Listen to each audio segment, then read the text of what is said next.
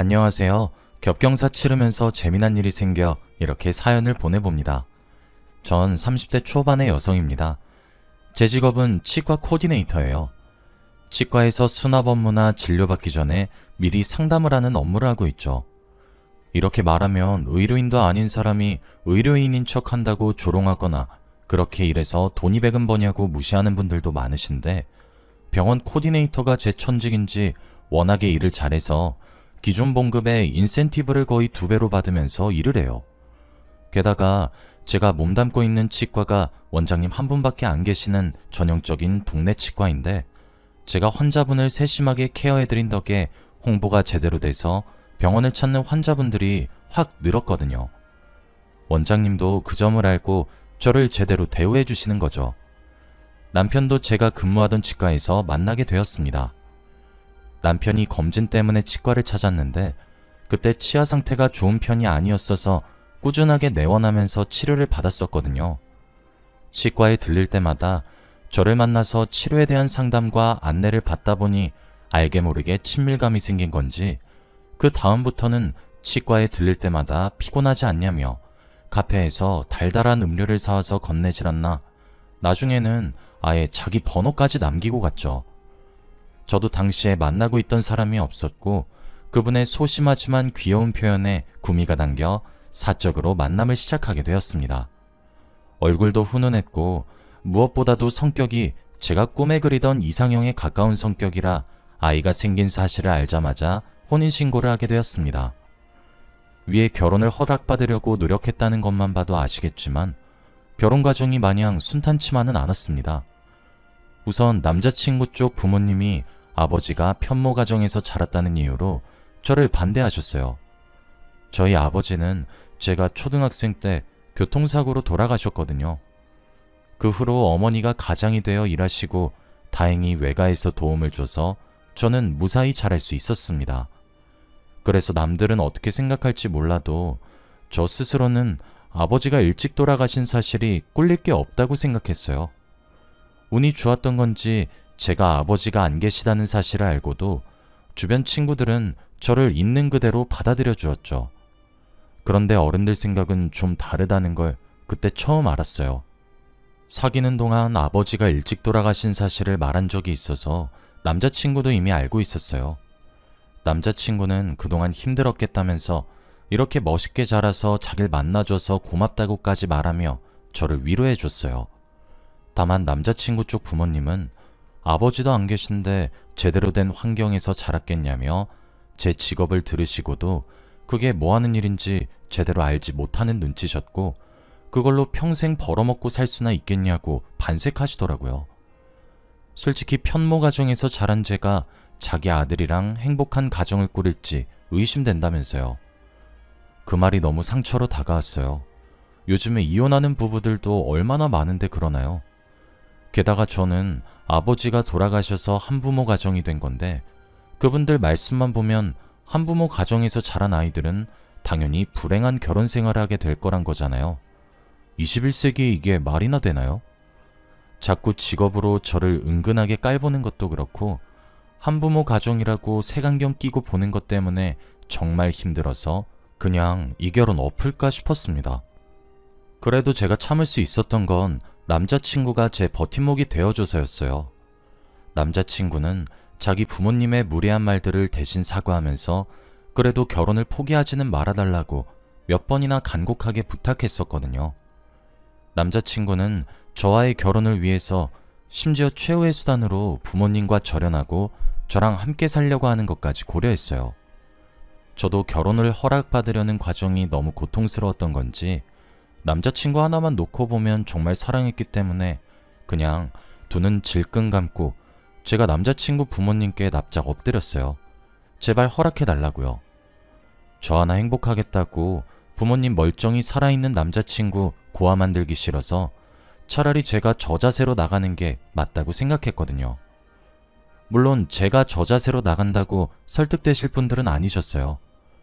그러던 차에 제게 아이가 찾아왔다는 사실을 알게 되었고, 아이가 생긴 마당에 더 이상 결혼을 반대할 수 없어 저희는 혼인신고를 하여 법적으로 부부가 되었죠. 남편에게 말하면 자기가 더 미안해하고 어쩔 줄 몰라 할까봐 아직도 저만의 비밀로 하고 있지만 혼인신고 전에 시부모님께 임신 사실을 알리고 나서 며칠 뒤 저 혼자 시어머니를 뵈었던 적이 있어요. 시어머니는 지금 도저히 안 될 것 같으니까 결혼 노리고 임신 이용하는 거냐고 이렇게 독하고 영악한 애가 다 있냐며 치가 떨린다는 듯이 그렇게 말씀하셨습니다. 어떻게 결혼 전에 아이가 다 생기냐고도 하시며 역시 아버지 없이 자라서 그런지 조신하지 못하고 함부로 굴려먹는다고까지 하셨죠. 이 말은 지금 곱씹어봐도 어이없어요. 애를 저 혼자 만들 수 있는 것도 아닌데 자기 아들 얘기는 쏙 빼놓고 저만 나무라더라고요. 그래도 그때는 결혼이 너무 절실해서 시어머니께 어떤 비난을 들어도 다 한 귀로 흘려버렸습니다. 신혼생활은 태어날 아기랑 부부가 살기 좋은 투룸짜리 빌라에서 작게 시작했어요. 남편은 평범한 직장인이었고 제가 또래에 비해 수입이 많은 편이긴 해도 쓸데없는 사치를 하는 타입은 아니었기 때문에 나중에 아이 자라면 그때 모아둔 돈으로 이사갈 심산이었죠. 남편도 동의한 부분이었고요. 그런데 그걸 두고도 시어머니는 집안에 남자가 없어서 모아둔 돈이 그렇게 없는 거냐고 차라리 단독주택이 낫지 무슨 빌라냐 하면서 혀를 끌끌 차셨습니다. 자기 딴에는 귀한 아들이 빌라에서 사는 게 싫었나 봐요. 아무튼 시어머니는 결혼하고 나서도 집안에 남자가 없어서 그렇다는 걸 단골 핑계로 삼으시면서 계속 저를 트집 잡으셨어요. 맞는 핑계나 다름없었습니다. 제가 살림을 못해도 가훈이나 생활 지침을 가르칠 아버지가 없어서 그렇다고 했고 제가 돈을 벌어서 한우 세트를 사들고 시댁을 찾아가도 아버지 없이 자라서 그런가 실속은 없고 허울만 좋다며 사치가 이렇게 심한데 자기 아들이 벌어다주는 돈 막 쓰냐고 하셨죠. 저는 어느새 돈 써서 사람 환심 사려는 영악한 며느리가 되어 있었습니다. 시어머니께 흠잡히기 싫어 막달이 될 때까지 병원 나가서 제 힘으로 돈을 벌었었는데 시어머니는 그걸 보고도 독하다면서 질색하시더라고요. 이때쯤 되니까 저도 체념하게 되었어요. 제가 뭘 하든 시어머니는 저를 싫어하는가 보다, 아무리 잘 보이려고 애를 써도 내 입만으로는 안 되는 게 있는가 보다 하고 인정하게 되었습니다. 제가 만약 아이를 걱정해서 직장을 그만두거나 휴직을 했어도 임신이 유세인지 자기 아들 돈을 물 쓰듯 쓴다고 꾸짖을 게 뻔했어요. 시간이 지나 저는 아들을 출산하게 되었습니다. 그런데 병원 찾아와서 시어머니 하시는 말씀이 참 가관이었어요. 그래, 딸이면 어쩔 뻔했냐? 어디 내다 버릴 수도 없고 역시 집안에는 남자가 있어야 돼. 그래야 집안의 대들보 역할을 하지. 안 그러냐 새아가? 너는 아버지 없이 자랐으니 필요성을 더 잘할 거 아니야. 지금이야 아무 생각 없고 태어난 아들이 너무너무 예쁘지만 솔직히 말하면 출산 전까지 저도 남편도 계속 딸을 원했어요. 출산의 기쁨을 온전히 느끼고 싶어서 남편과 상의 후에 일부러 의사분께 부탁해서 출산 전까지 성별을 모르고 있었는데 낳고 보니 아들이었죠. 그리고 아들을 낳았으면 낳은 건데 또 굳이 제가 아버지 없이 자란 사실을 짚고 넘어가더라고요. 그때는 아이 낳고 힘들고 피곤해서 아무 대꾸도 하지 못했습니다. 출산한 후로는 다시 일하랴 육아하랴 정말 바쁘게 살았습니다. 중간중간 아들을 저희 어머니께 맡기기도 하면서 일과 육아를 병행했죠. 아들이 5살 되던 해 이대로 있다간 식도 못 올리고 아이가 성인까지 되는 건 아닌가 싶었어요. 그제서야 결혼하기엔 사회적으로 눈치가 보이기도 하고 쉼없이 달려온 만큼 저희 부부에게도 이제는 나름 여유라는 것이 생겨서 식을 올린다면 지금뿐이겠다는 생각이 들었습니다. 조금만 더 있으면 아이 유치원도 보내고 학교도 가고 돈 들어갈 일이 이만저만이 아닐 것 같았거든요. 남편도 제 얘기를 듣더니 그게 좋겠다고, 이미 같이 살고 아이까지 있는 마당에 허례허식 같은 건 빼고 각자 가족들이랑 가까운 지인분들 모시고 간단하게 하자고 했죠. 저도 큰 욕심은 없었고 그저 여자로서 단 한 번 웨딩드레스 입어보는 게 소원이었던 거라 좋다고 했어요. 시어머니는 저희 얘기를 전해 듣고는 불이 나게 제게 전화를 거셨습니다. 저희가 예단이나 예물 없이 간소하게 식만 올리려 한다는 걸 듣고는 티나게 언짢아 하시다가 돌연 저보고 입장은 어떻게 할 거냐며 애비도 없는 게 같이 손잡고 입장할 사람은 있냐면서 수화기 너머로 깔깔거리면서 저를 조롱하시더라고요. 저는 더 듣고 있기 속이 거북해서 급한 일이 생겼다고 말하고는 전화를 그냥 끊었습니다. 그리고 엄마를 만나러 갔어요. 엄마한테도 응당히 알려야 할 기쁜 소식이라고 생각해서요. 엄마는 제가 아이를 일찍 가진 탓에 식도 못 올리고 고생하는 걸 은근히 안타까워하고 있었거든요. 엄마 집에 가서 엄마에게 저희 결혼 소식을 전하려는데 엄마는 자기도 축하받을 일이 생겼다며 소녀처럼 기뻐하셨어요. 뭔가 싶어서 엄마에게 먼저 말해보라고 했는데 글쎄 엄마가 청혼을 받았다는 거예요. 자다가 붕창 두드리는 소리는 아니었어요. 엄마에게는 오래전부터 만남을 이어오던 분이 있었거든요. 제가 갓 대학에 입학했을 때부터 만나신 분인데 저도 얼굴을 뵌 적이 있었습니다. 굉장히 신사적이고 배려심 넘치는 좋은 분이셨어요. 사실 두 분은 제가 학생일 적부터 조금 알고 지낸 사이셨고 그때부터 마음이 없었던 것은 아니지만 저희 엄마는 혹시라도 본인이 연애하는 게 아직 어린 제 마음에 무슨 영향이라도 갈까 싶어 그분과는 친구로 분명하게 선을 긋고 지내셨대요. 제가 대학에 입학하고 엄마가 그분과의 관계를 조심스럽게 털어놓으셨고 저는 당연히 괜찮다고 나한테 허락받고 말고 할 게 뭐 있냐고 대답해서 두 분은 그때부터 지금까지 만나오고 계셨죠. 저도 내심 두 분이 언젠간 결혼하시지 않을까 생각은 했습니다. 만약 두 분이 결혼하면 제게는 새아버지가 생기는 건데 거부감이 들지는 않냐 해도 글쎄요. 워낙에 오래 잘 만나오고 계신 걸 알고 저도 이제 저보다도 엄마도 엄마 인생에 집중해서 행복해졌으면 하는 바람이라 괜찮을 것 같았습니다. 그동안 옆에서 지켜봐온 엄마는 외가의 도움이 있긴 있었어도 홀몸으로 저를 키우시느라 자기 하고 싶은 거 못하시고 하다못해 그 흔한 친구도 못 사귀고 늘 저만 보고 사셨거든요. 그런데 그분을 만난 후로는 좋은 곳에서 밥도 먹고 이야기 나눌 사람도 생겨서 그런지 잘 웃으시고 전보다 훨씬 행복해 보이더라고요. 저도 내색은 안 하고 있었지만 그분께 많이 감사했습니다. 그리고 늘 저를 위해 양보하는 삶을 살아오시고 제가 일로 바쁠 때 손자까지 맡아주신 엄마에게도 말할 수 없이 고마운 마음이 컸죠. 엄마가 아저씨께 청혼받은 이야기를 행복한 얼굴로 하는 걸 그냥 보고만 있으니 원래 하려던 말은 아끼고 딸된 도리로서 제가 양보하는 게 맞겠더라고요. 그동안 엄마는 저를 위해 더 많은 걸 양보하셨을 테니까요. 결국 엄마에게 제 결혼식에 대해서는 이야기하지 않았습니다. 남편에게도 지금 말고 나중으로 다시 미루자고 이야기했습니다. 남편도 처음에는 어리둥절하다가 제게 이유를 듣고 나니까 충분히 이해하더라고요. 그런데 문제는 또 시어머니셨어요. 처음에는 제 결혼식 자체를 달갑게 여기지 않으시던 시어머니가 식 올리는 걸 다시 또 미루게 됐다고 이야기하니까 갑자기 돌변하셔서는 이유가 뭐냐고 꼬치꼬치 캐물었습니다. 저는 그냥 당장 하고 있는 일이 바쁘다고 대충 둘러댔는데 남편한테 가서는 더 집요하게 물어봤었나 봐요. 결국 시어머니도 저희 어머니 재혼 사실을 알게 되셨습니다. 또 숨 돌릴 틈도 없이 제게 전화를 거셔서는 그런 이유로 결혼식을 또 미루는 게 말이냐면서 애미 된 사람이 딸 결혼하겠다는데 어떻게 그 자리를 뺏어서 꿰차냐고 자기 좋을 대로 해석해서 저희 어머니를 비난하더라고요. 그게 아니고요, 어머님. 제가 생각하기에도 지금 당장 식 올리기에는 제가 처리해야 할 일이 많아서 시간적인 여유가 안 되겠다고 생각한 거예요. 넘겨짚지 마세요. 타이밍이 이상하게 겹쳤던 거지 저희 어머니가 일부러 그런 거 아니에요. 제가 이렇게 말하면서 옹호하니까 시어머니는 또 넘겨짚지 말라는 사소한 표현에 심기가 건드려진 건지 불같이 화를 내면서 시애미한테 말버릇이 그게 뭐냐면서 더 하다가는 아주 시애미 입을 막아버리겠다면서 과장하시더군요. 워낙에 말이 안 통하시는 분이니 일단은 죄송하다고 연거푸 달래면서 전화를 끊었습니다.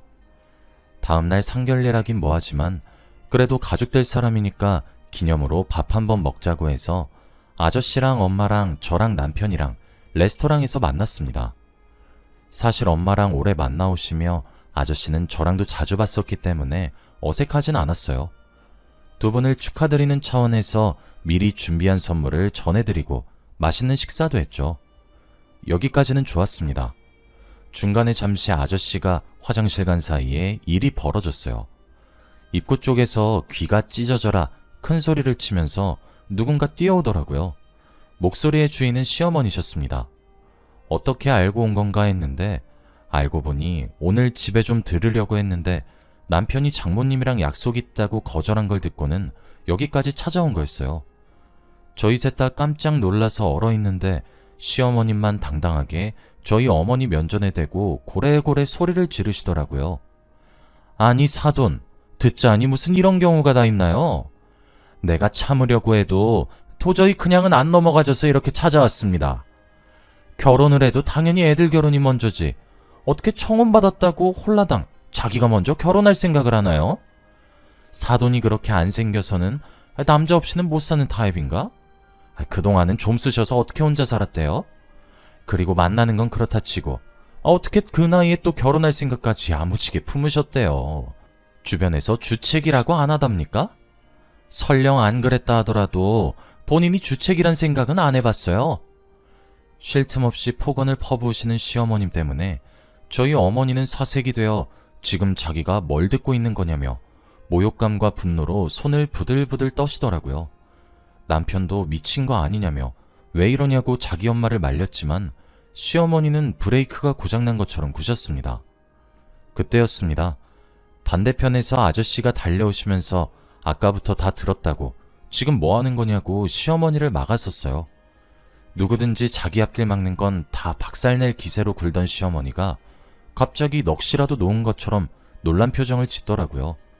그러고는 아저씨 재킷을 붙잡고 자기 기억 안 나냐면서 어떻게 아시는 건지 아저씨 이름을 부르시는 거예요. 아저씨는 깜짝 놀라서 누구냐고 혹시 자기라냐고 되물었습니다. 그랬더니 시어머니가 어떻게 자길 까먹을 수 있냐며 소리치더군요. 자기가 편지도 자주 보내고 집까지 자주 찾아갔었는데 어떻게 모를 수가 있냐면서요. 아저씨는 심각한 표정으로 잠시 생각에 잠긴 듯 하더니 이내 설마 하는 표정으로 시어머니 이름을 부르는 거예요. 가만히 지켜보던 저랑 엄마 그리고 남편은 정황상 두 분이 젊었을 적에 연인 관계였나 짐작하고 있었습니다. 그런데 그런 게 아니었어요. 아저씨는 소름 끼친다는 표정으로 시어머니를 멀리 떼내고는 그게 당신이었냐면서 노려보더라고요. 대체 무슨 일이 있었던 거였냐 하니 아저씨는 어이없다는 표정으로 자기한테 있었던 일을 털어놓았습니다. 아저씨가 대학생 때 갑자기 누군지 모르는 사람으로부터 편지가 자주 오기 시작했대요. 근데 그 내용이 갈수록 이상해졌대요.